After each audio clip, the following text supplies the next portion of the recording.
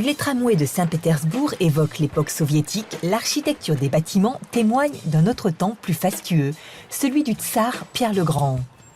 Les rues de l'ancienne Léningrad dissimulent les plus beaux trésors de l'histoire millénaire de la Russie. Tout autour des palais impériaux, 50 églises orthodoxes balisent dans la ville un riche parcours culturel. Parmi ces églises, celle du Sauveur sur le sang versé. En 1881, quelques jours après avoir aboli le servage en Russie, le tsar Alexandre II est assassiné.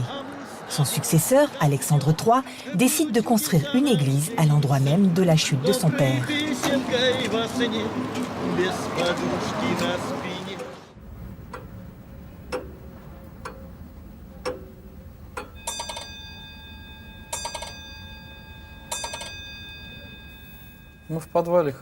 Nous sommes ici dans la cave de l'église du Sauveur sur le sang versé et je restaure l'une des icônes de l'iconostase centrale. La technique de fabrication de ces choses-là a été perdue. C'est très compliqué. La fabrication dure près de 8 mois. Il y a au total environ 20 000 éléments de ce genre.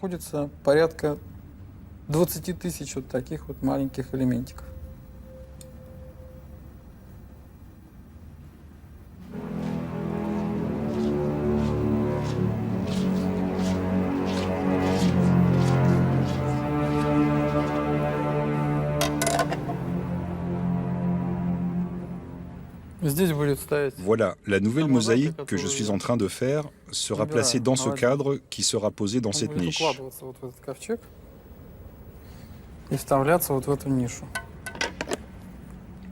Vous voyez, il me reste encore 3 mosaïques à faire et cela représente beaucoup de travail.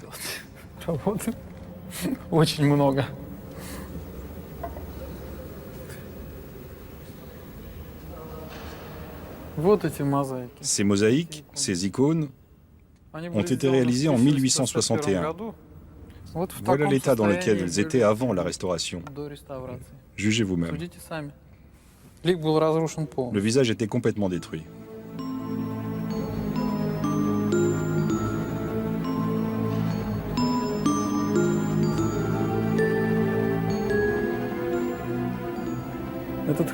Cet édifice est étonnant.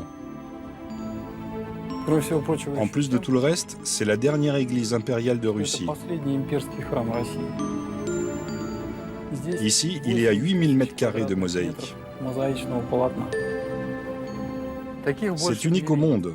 La construction a commencé en 1891. C'était 10 ans après l'assassinat du tsar Alexandre II, à l'endroit même où il a été blessé à mort.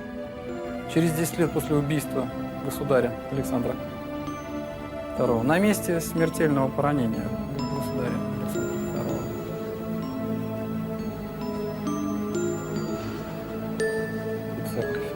Александра II. Cette église n'a jamais été un lieu de culte.